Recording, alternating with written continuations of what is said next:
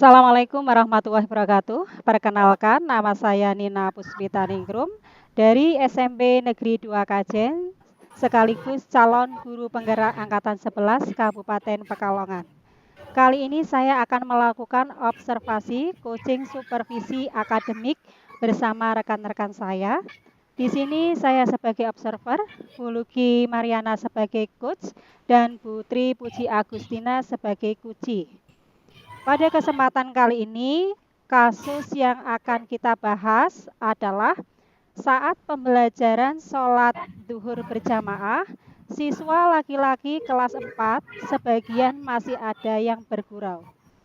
Demikian perkenalan dari saya. Selamat menyaksikan video percakapan kami. Terima kasih.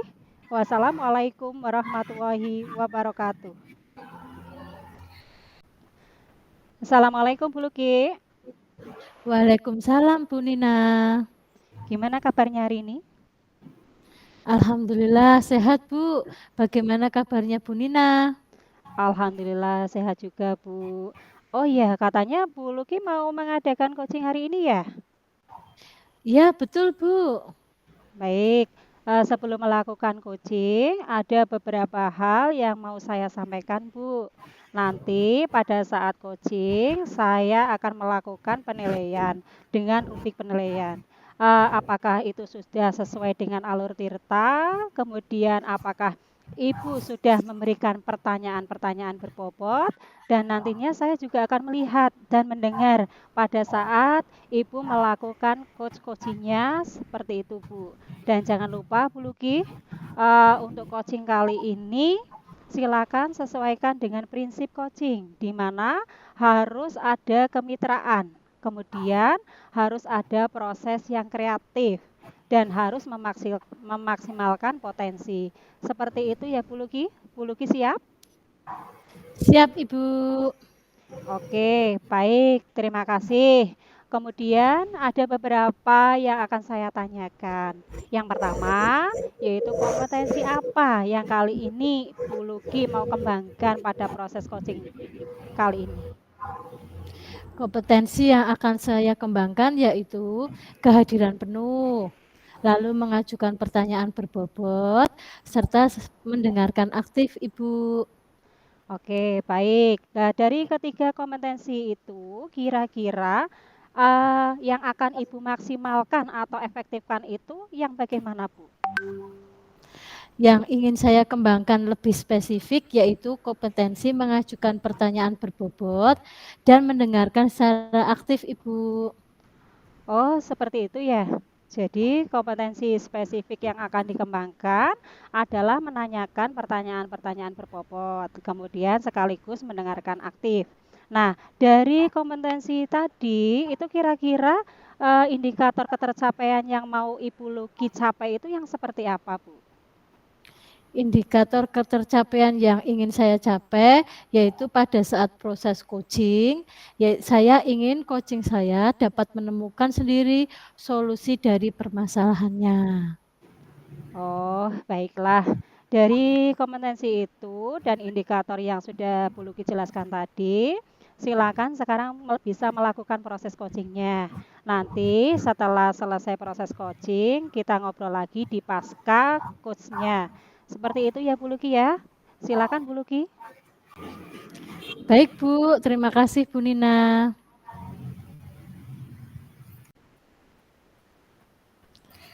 Assalamualaikum Bu Luki. Waalaikumsalam Bu Puji. Bagaimana kabarnya Bu? Alhamdulillah sehat walafiat Bu. Sebelumnya terima kasih ya Bu Luki ya sudah mau saya ajak ngobrol. Saya pengen ngobrol sesuatu nih Bu. Sama-sama Bu. Kebetulan saya ada waktu luang, jadi bisa menyanggupi ajakan jenengan. Kira-kira apa tujuan dari pertemuan ini Bu? Jadi gini Bu, saya pengen curhat tentang permasalahan yang sedang saya hadapi di sekolah. Jadi setiap hari Senin sampai Kamis di sekolah saya ada pembiasaan sholat duhur berjamaah. Kebetulan hari Rabu itu jatahnya kelas 4 untuk praktek sholat jamaah di sekolahan. Namun saya perhatikan dari minggu ke minggu banyak anak-anak yang belum khusyuk melakukan sholat, terutama anak laki-laki. Oh, begitu. Lah, menurut Bu Puji, kriteria sholat khusyuk bagi anak-anak itu seperti apa ya, Bu? Saya pengennya itu ketika sholat berjamaah, anak-anak itu tidak ribut, tidak lingak-linguk, tenang, pandangannya itu ke tempat sujud, tidak ada yang pura-pura batuk gitu sih, Bu. Menurut Bu Puji, kira-kira penyebabnya apa ya, Bu? Kok anak bisa seperti itu?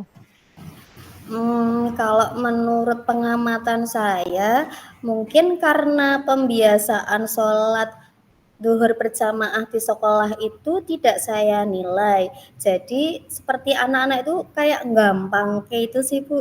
Terus mereka juga kurang serius dalam melaksanakannya. Padahal di situ saya mendampingi mereka melaksanakan sholat duhur berjamaah di sekolah. Sejauh ini apa yang sudah Bu Puji lakukan agar anak-anak tadi itu bisa sesuai dengan harapan jenengan? Biasanya sebelum pembiasaan sholat itu anak-anak saya beri wejangan, beri nasihat tentang makna sholat itu apa. Terus kalau sholat itu sebagai bentuk rasa syukur kita atas nikmat yang Allah berikan kepada kita. Terus saya juga memberikan nasihat ke anak-anak bahwa sholat itu merupakan salah satu rukun Islam yang kedua. Tapi kok sepertinya hanya masuk telinga kanan, terus keluar telinga kiri, gitu saja, kurang mengena di hati anak-anak. Mereka masih ribut saja kalau pas pelaksanaan sholat berjamaah itu, terutama yang laki-laki. Bu. Berarti menurut Bu Puji ini usaha yang sudah dilakukan Bu Puji itu belum optimal, Iya, Bu. Padahal kan anak perempuannya itu ya manut-manut, mau melaksanakan sholat dengan baik lah gitu, Bu. Lalu apa strategi yang akan Bu Puji lakukan belajar dari pengalaman tersebut agar membuat anak-anak bisa khusyuk dalam sholatnya, Bu? Saya kepikiran seperti ini, saat bulan Ramadan itu kan biasanya anak-anak dapat buku kegiatan Ramadan ya, Bu, ya, BKR itu sih. Nah, di situ itu ada pelaksanaan sholat fardu. Nah, kebetulan di situ kan ada checklist jika mengerjakan sholat fardu itu di checklist dan sebagainya lah. Saya lihat itu anak-anak antusias ketika mengisi buku kegiatan Ramadan itu karena mungkin penilaian mereka dia tahu kalau buku itu nanti akan dikumpulkan ke saya dan akan saya nilai. Nah, saya punya rencana seperti ini. Apa saya membuat penilaian tentang pembiasaan sholat fardu di sekolah saja ya, Bu, ya? Bagus itu, Bu, saya setuju lah. Menurut Bu Puji, apa yang perlu dipersiapkan untuk membuat penilaian tersebut?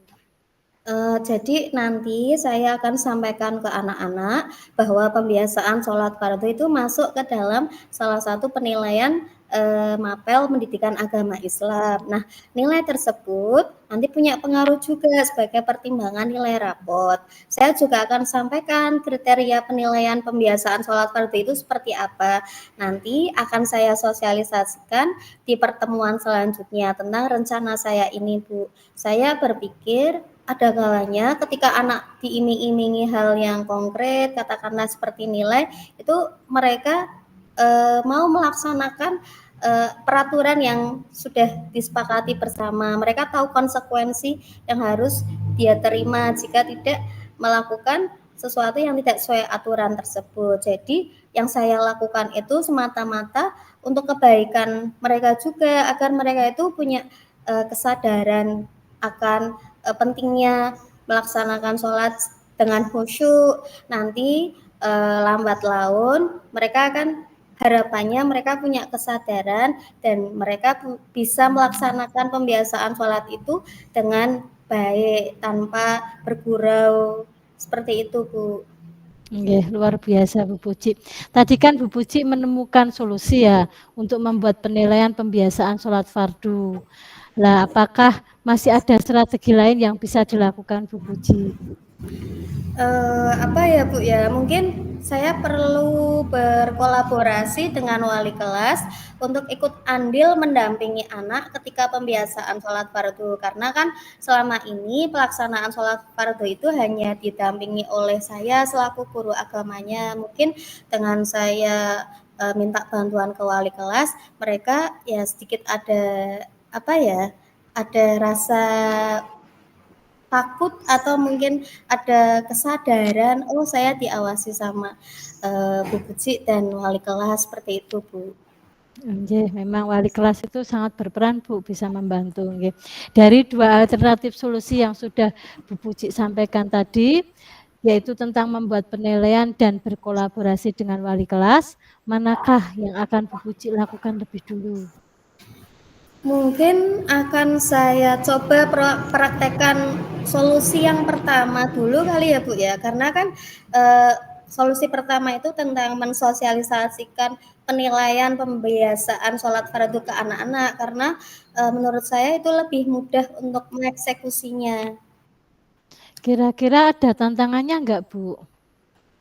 Saya kira kalau untuk mensosialisasikan penilaian ke anak-anak itu tidak ada tantangannya ya Bu. Saya hanya perlu menyampaikan ke anak bahwa pembiasaan sholat fardu itu akan menjadi salah satu pertimbangan nilai rapot. Nggih, ya. Nah, kapan kira-kira Bu Puji akan melaksanakan rencana aksi tersebut? Secepatnya Bu, minggu depan akan coba saya laksanakan rencana aksi tersebut. Nah, lalu adakah pihak lain yang bisa membantu Bu Puji dalam menjalankan komitmen tersebut? Paling saya tadi yang sudah saya sampaikan itu, saya pengen lebih berkolaborasi dengan wali kelas sih Bu, soalnya kan saya amati anak-anak itu akan jauh lebih manut ketika diberi nasihat oleh wali kelasnya dibandingkan dengan guru mapel. Ya, betul Bu. Menurut Bu Puji, seberapa yakin tingkat keberhasilan rencana ini dari skala 1 sampai 10 kira-kira berapa Bu menurut Bu Puji? Saya mungkin bisa tembus ke skala 7 minimalnya Bu, karena kan melihat pengalaman ketika pengisian buku PKR itu sudah terbukti mereka ya mungkin karena terpaksa dulu, tapi kan harapannya lambat laun mereka punya kesadaran bahwa sholat terus dan ibadah yang lainnya itu ya bentuk pengabdian kita kepada Allah. Syukur-syukur bisa di atas ekspektasi 7 itu. Minimalnya sih 7 sih Bu. Nggih. Oke, nggih. Kalau begitu Bu, apakah masih ada hal lain yang mengganjal Bu Puji? Sepertinya sudah clear Bu. Saya jadi terpikirkan ide-ide baru yang sebelumnya itu tidak bisa saya bayangkan. Terima kasih ya Bu ya, sudah mau mendengarkan cerita saya. Saya tercerahkan dengan ide-ide baru yang barusan kita obrolkan gitu.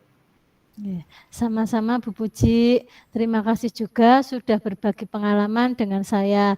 Saya tunggu cerita baiknya ya Bu, minggu depan nanti kita bisa janjian lagi atau callingan. Semangat Bu Puji, semoga rencananya berhasil. Oke, sama-sama Bu Luki. Terima kasih juga sudah mau mendengarkan curhatan saya. Sampai jumpa minggu depan ya Bu ya. Sekali lagi terima Sampai kasih jumpa Bu minggu Luki. depan. Assalamualaikum. Waalaikumsalam warahmatullahi wabarakatuh.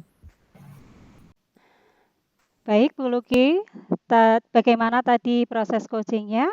Sudah berjalan lancar? Alhamdulillah Ibu, coaching tadi berjalan lancar. Nggih. Oke, apakah sudah didapatkan keterkaitan indikator ketercapaian yang diinginkan, Bu? Sudah Ibu, saya sudah menerapkan prinsip coaching dan kompetensi inti sudah saya terapkan, yaitu mendengarkan aktif dan mengajukan pertanyaan berbobot. Dan Putri dapat menemukan solusi dari permasalahan yang ditemuinya. Baiklah, alhamdulillah ya Bu ya. Luar biasa sekali nih Bu Luki. Tadi yang seperti yang saya amati ya, proses coaching kali ini juga sudah berjalan dengan baik, Tadi Bu Luki juga sudah menyampaikan tujuan, kemudian mengidentifikasi permasalahan dari coach-nya, dan coach juga secara natural gitu untuk mengeluarkan permasalahan-permasalahannya yang terjadi di sekolahnya. Kemudian juga Bu Luki juga sudah menanyakan rencana aksi yang mau dilaksanakan oleh Koji, dan Koji juga sudah merencanakan apa yang akan menjadi solusi dari permasalahan yang diperbincangkan kali ini. Terima kasih Bu Luki, tadi indikatornya juga sudah tercapai ya. Terus proses coachingnya hari ini yang luar biasa hebatnya. Semoga proses coaching berikutnya bisa berjalan lebih baik lagi. Nah, dari proses coaching yang telah dilaksanakan, kira-kira untuk coaching berikutnya indikator ketercapaian apa nih yang dari kompetensi coaching yang mau direalisasikan? Saya ingin itu Bu, mendalami lagi terkait dengan dan memahami lagi terkait dengan alur tirta itu Bu. Dan untuk menghadirkan penuh juga saya ingin memperbaiki lagi, mungkin ke depannya saya akan lebih banyak berlatih Bu, agar coaching-coaching berikutnya bisa berjalan dengan lancar dan lebih baik lagi. Oke, baiklah Bu Luki, alhamdulillah sudah tidak ada permasalahan untuk Putri juga sebagai coaches juga sudah tersolusikan ya Bu. Terima kasih Bu Luki, Putri coaching kita hari ini luar biasa. Semangat semuanya.